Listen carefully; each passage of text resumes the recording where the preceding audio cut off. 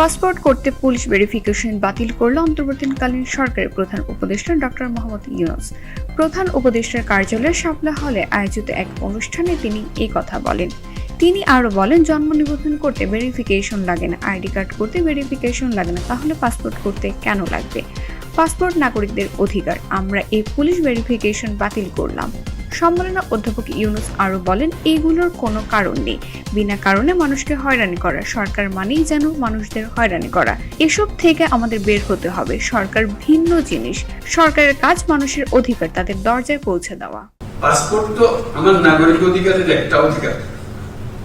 আমি চোর না ডাকাত না কি সেটা ভিন্নভাবে পুলিশ আমার বিচার করবে। সরকার মানেই মানুষকে হয়রানি করা, এটার থেকে উঠে যাবে। সরকার ভিন্ন জিনিস, আপনার অধিকার, আপনার অধিকারগুলো আপনার দরজায় পৌঁছে দেওয়া আমাদের কাজ।